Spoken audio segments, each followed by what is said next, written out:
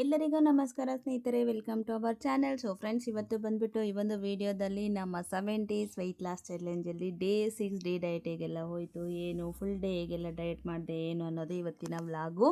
ಹಾಗೆ ನೆನ್ನೆಗೂ ಇವತ್ತಿಗೂ ವೆಯ್ಟ್ ಜಾಸ್ತಿ ಆಗಿದ್ದೀನಾ ಕಡಿಮೆ ಆಗಿದ್ದೀನಾ ನೋಡೋಣ. ಎಷ್ಟು ಕಡಿಮೆ ಆಗಿದ್ದೀನಾ ಜಾಸ್ತಿ ಆಗಿದ್ದೀನಾ ಅಂತ ಅಂದ್ಬಿಟ್ಟು. ಸೊ ಬೆಳಗ್ಗೆ ಬಿಸಿನೀರಿನ ಜೊತೆಗೆ ವ್ಲಾಗ್ ಅಂತೂ ಸ್ಟಾರ್ಟ್ ಆಯಿತು ಸ್ನೇಹಿತರೆ. ನಿನ್ನೆ ನನ್ನ ವೆಯ್ಟು ಬಂದುಬಿಟ್ಟು ಹೇಳಿದ್ನಲ್ವ, ವರ್ಕೌಟ್ ಮಾಡಿ ಜಾಸ್ತಿನೇ ಆಗಿತ್ತು ಅಂತ. ನಿನ್ನೆ 73.150 ಗ್ರಾಮ್ಸ್ ಇದ್ದೆ. ಸೊ ಇನ್ನು ಇವತ್ತು ಬಂದುಬಿಟ್ಟು 72.950 ಇದ್ದೀನಿ. ನಿನ್ನೆಗೂ ಇವತ್ತಿಗೂ 200 ಗ್ರಾಮ್ಸ್ ಕಮ್ಮಿ ಆಗಿದೆ ಸ್ನೇಹಿತರೆ. ಮತ್ತೆ ಸೇಮ್ ವೆಯ್ಟ್, ಫಸ್ಟ್ ಡೇ ಏನು ವೆಯ್ಟ್ ಇದ್ನೋ ಅದೇ ವೆಯ್ಟ್ ಇದೆ. ಬಟ್ ಇವತ್ತು ನನಗೆ ತುಂಬ ಅಂದರೆ ತುಂಬಾ ಹೋಪ್ ಇದೆ. ತುಂಬ ಚೆನ್ನಾಗಿ ಇದು ಡಯಟ್ ಅನ್ನೋದು ಮಾಡಿದ್ದೀನಿ ಸ್ನೇಹಿತರೆ. ತುಂಬ ಸ್ಟ್ರಿಕ್ಟಾಗಿ ಕೂಡ ಮಾಡಿದ್ದೀನಿ. 1 hour ಮೇಲೆ ವಾಕಿಂಗು ಕೂಡ ಮಾಡಿದ್ದೀನಿ. ತುಂಬ ಚೆನ್ನಾಗಿ ಆಗಿದೆ. ಇವತ್ತು ನಾನು 11K 11,000 ಸ್ಟೆಪ್ಸ್ ಅನ್ನೋದು ಕಂಪ್ಲೀಟ್ ಮಾಡಿದ್ದೀನಿ. ನಾನು ಬೆಳಗ್ಗೆ ಬ್ರೇಕ್ಫಾಸ್ಟ್ಗೆ ಕರೆಕ್ಟಾಗಿ ಒಂದು 300 ಗ್ರಾಮ್ಸ್ ಅಷ್ಟು ಪಪ್ಪಾಯ ತೊಗೊತಾ ಇದ್ದೀನಿ. ಬ್ರೇಕ್ಫಾಸ್ಟೇ ಇದು. ಬೆಳಗ್ಗೆ ಎದ್ದಿದ ತಕ್ಷಣವೇ ಇದು ಮಾಡಿಕೊಂಡೆ. ಯಾಕೋ ವೆಜಿಟೇಬಲ್ ಜ್ಯೂಸ್ ಮಾಡ್ಕೊಂಡು ಕುಡಿಯೋಣ ಅಂದ್ಕೊತೀನಿ, ಕುಡಿಯೋಕ್ಕೆ ಮನಸ್ಸು ಬರ್ತಾ ಇಲ್ಲ.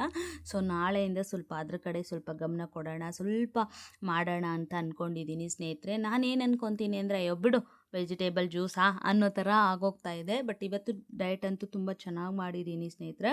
ಪಪ್ಪಾಯ ನೋಡ್ತಾ ಇರ್ಬೋದು, 300 ಗ್ರಾಮ್ಸ್ ಅನ್ನೋದು ತೊಗೊಂಡಿದ್ದೀನಿ.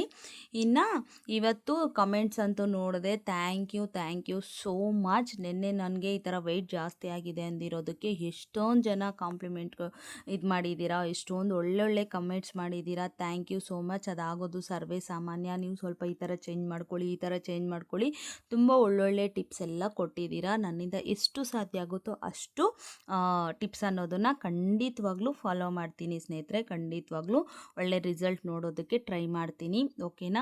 ಸೊ ತುಂಬ ಖುಷಿ ಆಯಿತು ಕಮೆಂಟ್ಸ್ ಎಲ್ಲ ನೋಡಿ. ನಾನು ರಿಪ್ಲೈ ಮಾಡೋದಕ್ಕೆ ಏನೋ ಇದು ಮಾಡ್ತಾಯಿದ್ದೀನಿ. ಸಾಧ್ಯ ಆದರೆ ಖಂಡಿತವಾಗ್ಲೂ ಎಲ್ರಿಗೂ ರಿಪ್ಲೈ ಅನ್ನೋದು ಮಾಡ್ತೀನಿ. ಇನ್ನು ಇವತ್ತು ತೇಜುದು ಎಕ್ಸಾಮ್ ಎಲ್ಲ ಬರ್ತಿದ್ಲಲ್ವ, ಇವತ್ತು ರಿಸಲ್ಟ್ ಇತ್ತು. ಸೊ ಅದಕ್ಕೆ ಸ್ಕೂಲ್ಗೆ ಹೋಗಬೇಕು ಅಂತಂದ್ಬಿಟ್ಟು ಸೊ ಈ ಒಂದು ಡ್ರೆಸ್ ವೇರ್ ಮಾಡೋಣ ಅಂತಂದ್ಬಿಟ್ಟು ಇತ್ತೀಚೆಗೆ ನನಗೆ ತುಂಬ ಇಷ್ಟ ಆಗೋವಂಥದ್ದು 3 ಪೀಸ್ ಸೆಟ್ಟು, ಕುರ್ತಿ ಸೆಟ್ಟು, ಇಲ್ಲ 2 ಪೀಸ್ ಕುರ್ತಿ ಸೆಟ್ ಇಷ್ಟ ಆಗುತ್ತೆ.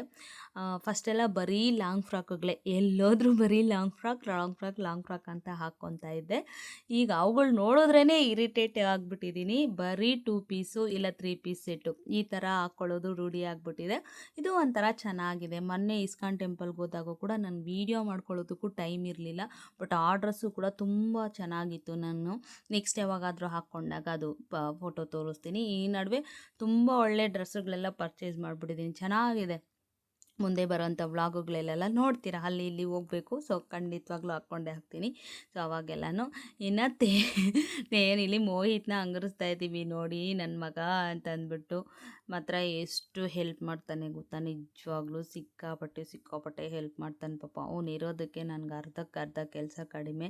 ಸೊ ಅಮ್ಮ ಡ್ಯಾಂಡ್ರಫ್ ಆಗಿಬಿಟ್ಟಿದೆ, ಇಲ್ಲಿ ಹಂಗಿದೆ ಹಿಂಗಿದೆ ಅಂತ ಅಂದ್ಬಿಟ್ಟು. ಎಷ್ಟು ದೊಡ್ಡವನಾಗ್ಬಿಟ್ಟಿದ್ದಾನೆ ನೋಡಿ. ನೆನ್ನೆ ಮನೆ ನನ್ನ ಕಂಕ್ಳಲ್ಲಿ ಕೂತ್ಕೊಂಡು ಆಟ ಆಡ್ತಿರೋನು ಈಗ ನನಗಿಂತ ಉದ್ದ ಬೆಳೆದ್ಬಿಟ್ಟಿದ್ದಾನೆ. ಮಕ್ಕಳು ಎಷ್ಟು ಬೇಗ ಗ್ರೋ ಆಗಿಬಿಡ್ತಾರಲ್ವ. ಸೊ ಈ ಥರ ಎಲ್ಲ ಮಾಡಿಸ್ಕೊಳ್ಳಲ್ಲ ಇವಾಗೆಲ್ಲ. ಫಸ್ಟೆಲ್ಲ ಮಕ್ಕಳನ್ನ ಎಷ್ಟೊಂದು ಮುದ್ದು ಮಾಡ್ತೀವಿ, ಎಷ್ಟೊಂದು ಇದು ಮಾಡ್ತೀನಿ. ನಾನು ಹಂಗೂ ಬಲವಂತ ಮಾಡಿ ಕರೆದು ಅವಾಗವಾಗ ಮುದ್ದು ಮಾಡ್ತಾಯಿರ್ತೀನಿ.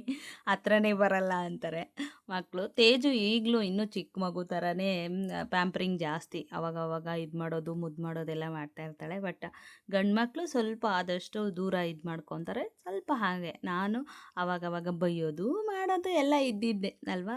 ಮುದ್ದು ಕೂಡ ಅವಾಗವಾಗ ಮಾಡ್ತಾನೇ ಇರ್ತೀನಿ.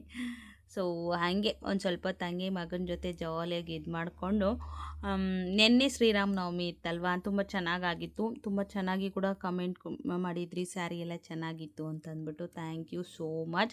ಎಲ್ರಿಗೂ ರಿಪ್ಲೈ ಮಾಡೋಕ್ಕಾಗಿಲ್ಲ ಸ್ನೇಹಿತರೆ, ಯಾರಿಗೂ ರಿಪ್ಲೈನೇ ಮಾಡಿಲ್ಲ. ಸಾರಿ. ನಿಮ್ಮ ಕಮೆಂಟ್ಸ್ ಅನ್ನೋದು ಎಷ್ಟು ವ್ಯಾಲ್ಯೂಬಲ್ ಅಲ್ವಾ. ಒಂದೊಂದು ಕಮೆಂಟ್ಗೂ ಒಂದೊಂದು ಇರುತ್ತೆ. ಇವತ್ತು ಎಷ್ಟೊತ್ತಾಗಲಿ ಈ ಕಮೆಂಟ್ಗೆ ರಿಪ್ಲೈ ಮಾಡಿನೇ ಮಲ್ಕೋಬೇಕು ಅಂದ್ಕೊಂಡಿದ್ದೀನಿ. ನೋಡೋಣ. ಸೊ ಇನ್ನು ನಾನು ಕೂಡ ನೋಡಿ 3 ಪೀಸ್ ಸೆಟ್ ಹಾಕ್ಕೊಂಡು ರೆಡಿ ಆಗಿಬಿಟ್ಟೆ ಸ್ನೇಹಿತರೆ. ತುಂಬ ಅಂದರೆ ತುಂಬಾ ಚೆನ್ನಾಗಿತ್ತು. ನನಗಂತೂ ಈ ಸೆಟ್ ಅನ್ನೋದು ತುಂಬ ಚೆನ್ನಾಗಿ ಸೆಟ್ ಆಗಿದೆ ಅನಿಸ್ತು. ಎಕ್ಸೆಲ್ ಇದು ಎಕ್ಸೆಲ್ ಟಾಪು, ವೇಲು ಪ್ರೆಸೆಂಟ್ ಕರೆಕ್ಟಾಗಿದೆ. ಸ್ವಲ್ಪ ನೀರಿಗೆ ಹಾಕಿದ್ಮೇಲೆ ನಾನು ನನ್ನ ಮಗಳು ಸ್ಟೆಪ್ಪು ಕೂಡ ಹಾಕ್ತಾಯಿದ್ದೀವಿ ನೋಡಿ. ನೀರಿಗೆ ಹಾಕಿದ್ಮೇಲೆ ಒಂಚೂರು ಹೆಚ್ಚೂರು ಟೈಟ್ ಆಗುತ್ತೆ, ಆವಾಗ ಪರ್ಫೆಕ್ಟ್ ಇರುತ್ತೆ. ಇವಾಗ ಸದ್ಯಕ್ಕೆ ಸ್ವಲ್ಪ ಲೂಸ್ ಇದೆ, ಇಟ್ಸ್ ಓಕೆ. ಬಟ್ ಚೆನ್ನಾಗಿದೆ ಸ್ನೇಹಿತರೆ. ಫೋಟೋಸು ಕೂಡ ಆ್ಯಡ್ ಮಾಡ್ತೀನಿ ನೋಡಿ.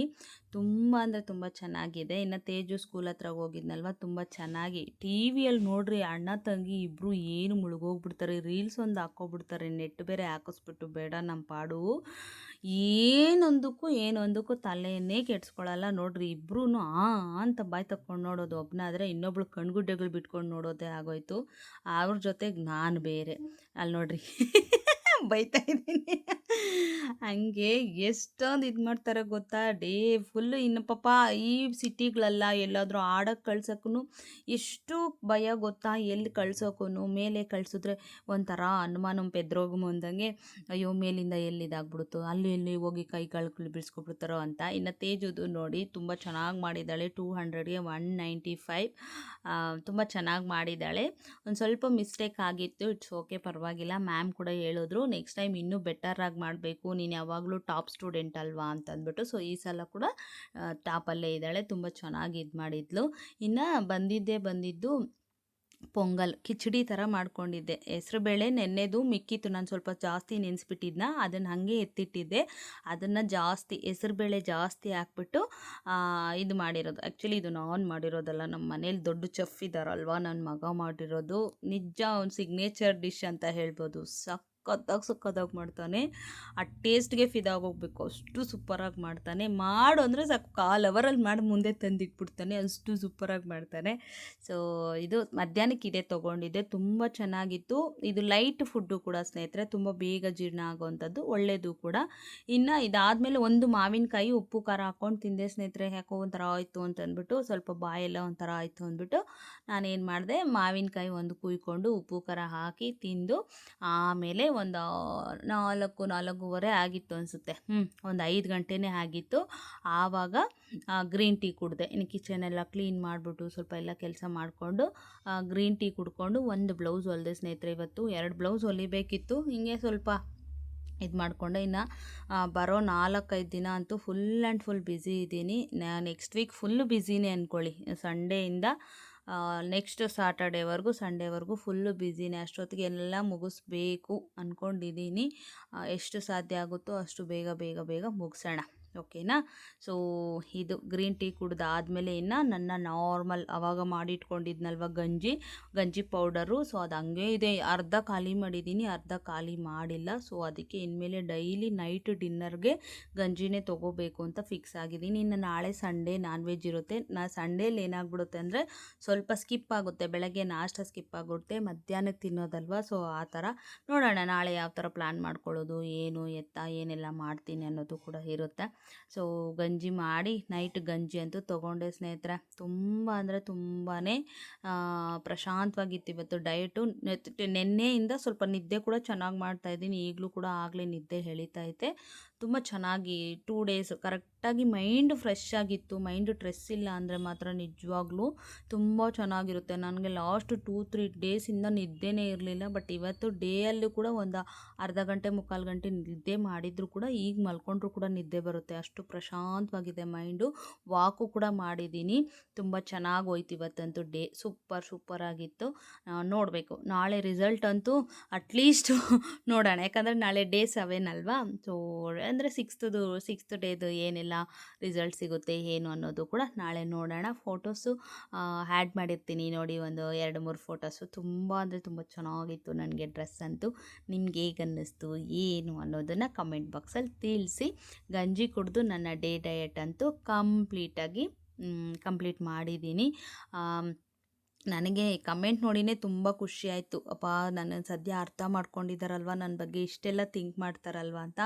ಮತ್ತೊಮ್ಮೆ ಥ್ಯಾಂಕ್ ಯು ಸೋ ಮಚ್. ನಿಮ್ಮ ಎಲ್ಲ ಪ್ರೀತಿಯ ಕಾಮೆಂಟ್ಸ್ಗೂ ಥ್ಯಾಂಕ್ ಯು ಸೋ ಮಚ್. ಇದೇ ಥರ ನಿಮ್ಮ ಸಪೋರ್ಟ್ ಇರಲಿ.